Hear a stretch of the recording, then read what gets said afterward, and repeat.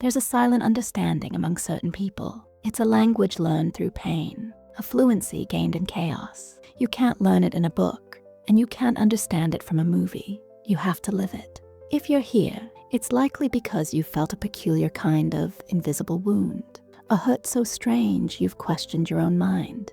Today, we're not just talking about abuse. We're talking about the echoes it leaves behind. These are the 7 things only victims of narcissistic abuse truly understand. Number 1, the exhaustion of just-in-case thinking. For most people, a new day is a fresh start. For you, it might feel like preparing for a battle you hope won't come. This isn't just about feeling anxious. It's a deep-seated state of high alert that becomes your default setting. You've learned to anticipate the emotional weather, constantly scanning the horizon for the slightest shift in mood or tone. It's the art of predicting the unpredictable. You play conversations in your head before they happen, preparing for every possible twist and turn. You think 3 steps ahead, not out of strategy, but out of self-preservation. If I say this, they might react like that, so maybe I should say this instead. It's a constant, draining game of mental chess where you're the only one who knows the rules are always changing. This isn't just about walking on eggshells. It's about building the eggshells around yourself as a form of armor. You become a master of risk assessment in everyday situations. A simple question like, "What do you want for dinner?" can feel like a trap. The wrong answer could lead to a silent treatment, a passive-aggressive remark, or a full-blown argument that somehow ends with you apologizing. So, you learn to have a neutral, safe answer for everything. You become accommodating to a fault, not because you're naturally indecisive, but because decisiveness was once used as a weapon against you. This constant state of just-in-case thinking is a silent drain on your life force, an energy leak that others can't see. Number 2, the strange guilt of having a good day. You finally have a day where everything feels normal. You laugh with a friend. You enjoy a quiet cup of coffee. You accomplish something at work. And for a fleeting moment, you forget. And then it hits you, a wave of guilt. How dare you feel happy? How dare you have a moment of peace when the narrative you were taught was that you were the problem, the source of all chaos? This isn't just survivor's guilt. It's a programmed response. Narcissistic abuse makes you feel like you are not entitled to your own happiness unless it is given to you or approved by the abuser. Your joy was often seen as a threat or an insult to them, especially if they were not the cause of it. So you learn to dim your own light. When you start to heal and experience genuine moments of contentment, it can feel like a betrayal of the person you were forced to be. It's a strange and lonely feeling to feel guilty for your own well-being. It's the ghost of their control, a phantom hand reaching out to pull you back into the familiar darkness. You have to consciously remind yourself that you are allowed to be happy, that your peace is not a crime. It is a slow, deliberate process of reclaiming your right to joy, one guilt-free moment at a time. Number 3, the deep distrust of kindness. When someone is genuinely kind to you, with no strings attached, your first reaction isn't relief, it's suspicion. You find yourself asking, what do they want? You look for the angle, the hidden agenda, the price you'll eventually have to pay for this moment of decency. A compliment feels like a setup. An act of generosity feels like a debt you're now obligated to repay. This is because, in your past, kindness was a transaction. It was a tool used to manipulate you, a tactic known as love bombing. It was the sugar that made the poison go down easier. Affection was given, but it always came with an invoice, payable through your compliance, your silence, or your sanity. So now, when a new friend, a supportive colleague, or a loving partner is simply being kind, your internal alarm system goes haywire. You might pull away, sabotage the connection, or remain emotionally distant, all in an effort to protect yourself from the anticipated pain. It's one of the most heartbreaking legacies of this abuse. It takes something as beautiful as human kindness and turns it into a potential threat.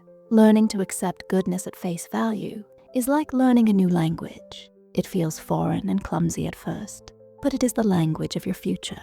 Number 4, the emptiness of I told you so. There comes a moment when the people who warned you about the abuser see the truth come out. They see the mask slip. They might say, I told you so, or I knew it all along. And you would think this moment would bring a sense of validation, a feeling of relief, but it doesn't. Instead, it often feels hollow, even painful. Hearing, I told you so, doesn't erase the years you spent defending them. It doesn't undo the times you made excuses for their behavior. It doesn't heal the wounds of being called crazy or too sensitive. In fact, it can feel like another layer of shame. It highlights the isolation you felt when you were the only one who saw their true colors. And it reminds you of the time you spent doubting your own perception of reality. You don't need someone to tell you they were right. You need someone to sit with you in the wreckage and say, "I am so sorry you went through that. It wasn't your fault." Validation that comes too late can feel more like an accusation than a comfort. The real healing doesn't come from others finally seeing the truth. It comes from you fully and completely accepting that what you experienced was real and that you did the best you could with what you knew at the time. Number 5, the phantom critic in your head. You could be alone, miles away, and years removed from the abuse, and you'll still hear their voice in your head. It's the phantom critic, the internal narrator that judges your every move. It's their tone, their words, their favorite criticisms, replaying on a loop. You burn the toast, and you hear them call you incompetent. You make a small mistake at work, and you hear them say you'll never amount to anything. This internal voice is not your own.